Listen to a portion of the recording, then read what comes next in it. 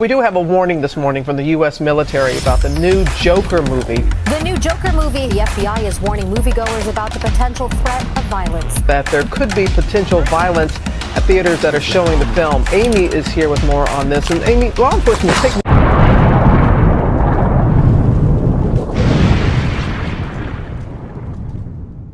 They called themselves the incels. Media outlets worldwide, specifically in America, seemed to pick up on all these little tabloids that were coming out regarding anything to do with the Joker film. Joker is going to inspire mass shooting. Joker is going to inspire violent attacks on people. It's going to profound people in violence and this and that and the other. Well, America, you were wrong. In fact, so wrong, it actually led people to do the complete total opposite. Instead, it actually got people dancing down the fucking stairs. I mean, isn't that just beautiful storytelling in itself? So, welcome to the second video on the channel. I mean, it's been, what, so many days? I really appreciate the support in the last video, guys. It's been really cool, so really appreciate it for it. So today, we are here, well, you are here, to listen to me explain to you why Joker is a cinematic masterpiece. Firstly, I want to point out, we're going to withdraw something very big here. Straight out the bag, we're going to take this thing away from this film, Joaquin Phoenix. Let's put him aside for 1 minute, right? I mean, let's be honest, this guy was phenomenal. Made this film, in itself, an absolute cult classic. Let's be honest here, right? But let's take him out the picture here. Let's put him away, let's box him up, and pretend that he never existed into this film. And let's look at 5 things. The script, the director's vision, the adapted screenplay, the concept, and the theme. Each in itself are at the highest standpoint in this film. Number 1, let's start with Gotham City. Now, I'm going to be honest here, I'm a big fan of the Christopher Nolan trilogy. I think a lot of people are. I think without a shadow of a doubt, The Dark Knight was the greatest comic book film to date. But Gotham City itself, the actual city, we've had a couple of adaptations in the past, and I mean, I'm going to be honest with you, this Gotham City probably is the best one to date. Now, I absolutely loved Christopher Nolan's Gotham. I think it was phenomenal and way ahead of its time for what we got. But since then, there's been a couple of adaptations of it. You think, I mean, maybe it's not on that level.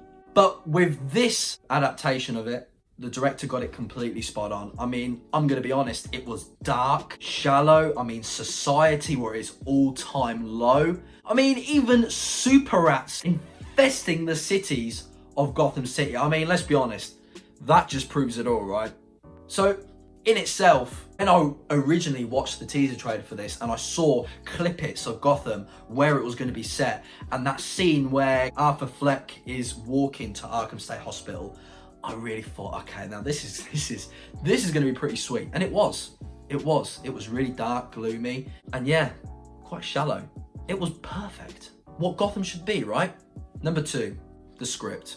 I mean, I'm going to be honest here. I know a certain amount of people that went into this film and found it boring.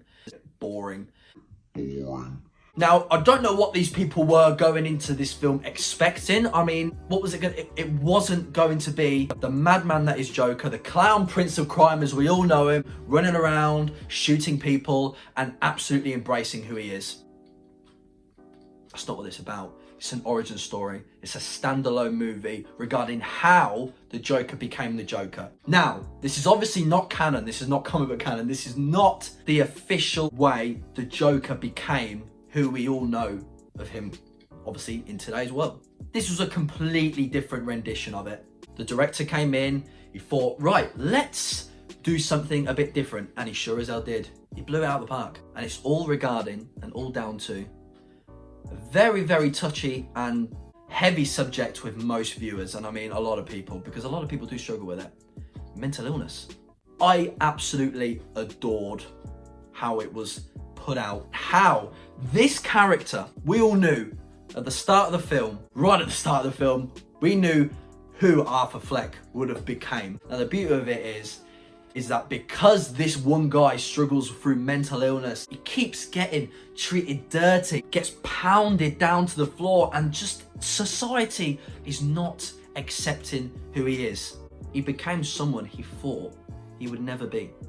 And this psychiatry and this medication was stopping him from becoming someone who he thought he would never go into be, but was always there. And the fact that they went down that route regarding mental illness, how unfar-fetched the scenario was, it was just beautiful storytelling. Absolutely, such an original way of going about it. It really is. It's just memorizing at times. When we talk about the Oscars and Academy Awards, and when actors or actresses pick up awards for Best Actor, Best Actress, Best Supporting Actress, Best Supporting Actor, whatever, there is, in films, when they claim this award, or even when they get nominated, but mainly when they do end up winning it, there's an Oscar-defining moment in every single one of their films. There's a certain scene that you go, well, that scene right there won him the Oscar. That scene right there alone got him that award.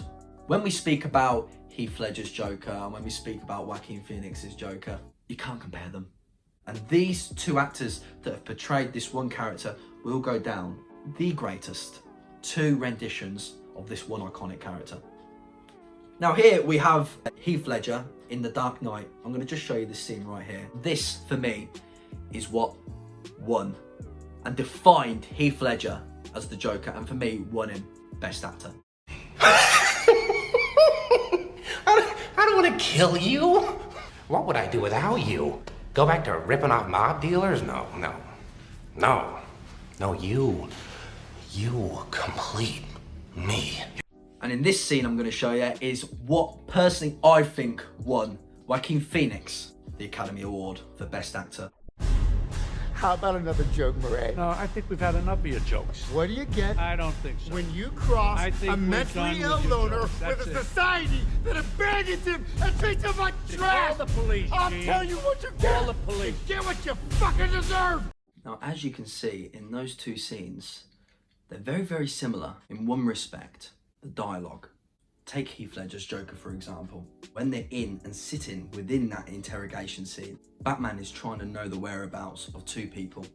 He knows that Joker, the guy sitting in front of him, he's the only one who knows the location of these two people that Batman is trying to find. And as this scene carries on, the Joker is consistently, through dialogue, he's getting into Batman's head. He's winning the war of words. And Batman's struggling to get something out of him. He's losing this war of words, he's losing this battle, and he can't take it. Again, now look at Joaquin Phoenix's Joker. Before he shoots Murray Franklin is in control. As that scene develops, Joaquin Phoenix's Joker is the one losing. He's the one that's losing the war of words. And then, till the end, he snaps. And then going back to Heath Ledger's Joker, when Batman cannot get anything out of him, and he knows he's in his head and he's fucking with him, Batman cannot take it anymore. And so he also snaps. He knows the Joker's in his head. He knows he cannot do anything about it. He's trying to find out the whereabouts of these two people. One that he loves, the other one that he wants to save for the benefit of Gotham. And he just cannot get anything out of him. When you're a kid, you sort of look up to Batman as the hero and you idolize him, you want him to do good and all this. But as you get older, you listen and really take in depth what the villain is saying, specifically Joker in this frame of mind. And you come to terms what Heath Ledger's Joker is actually saying in that back-to-back dialogue. Joker is the one who actually makes more sense here. And for me, that's how you make a perfect villain, right? Everyone loves the anti-hero nowadays. Everyone loves a super villain. And for me, Heath Ledger's Joker was the absolute catalyst to that. It took him 9 years to find the right guy, the right actor to get this Joker origin story over the line. They've done it, and here Joaquin Phoenix came along and he put on an absolute perfect performance by a very talented actor.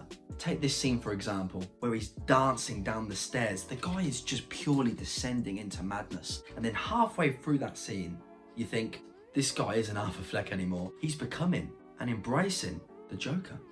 And rightly so, Joaquin Phoenix was awarded the Academy Award because without a shadow of a doubt, it's probably one of the best performances of the last decade and easily on par with Heath Ledger. Now that I've gone through all my points, now implement Joaquin Phoenix's Joker into the mix in that film And there you have a cinematic masterpiece. Now the $1 million question is whether we will ever see Joaquin Phoenix's Joker again. It doesn't need a sequel. Why would a film that took over $1 billion at the worldwide box office, a film that paid back all the money that Warner Brothers lost on Justice League, there's your incentive probably why they will end up making a sequel. But for the sake of how good that film was, and in the sake of being disappointed if we were to ever get a sequel to this absolutely masterpiece of a film that we just got, I mean, the script has got to be 101% better than what we just got with the original. I mean, it's going to be interesting stuff to see where it goes from here. But whether we see Joaquin Phoenix's Joker again, we could either get it in a sequel or we might not ever get her again. But he's left this mark not only on comic book films, but as a whole. Really appreciate you guys watching. So like, comment, and subscribe. I'll see you all next time. Peace.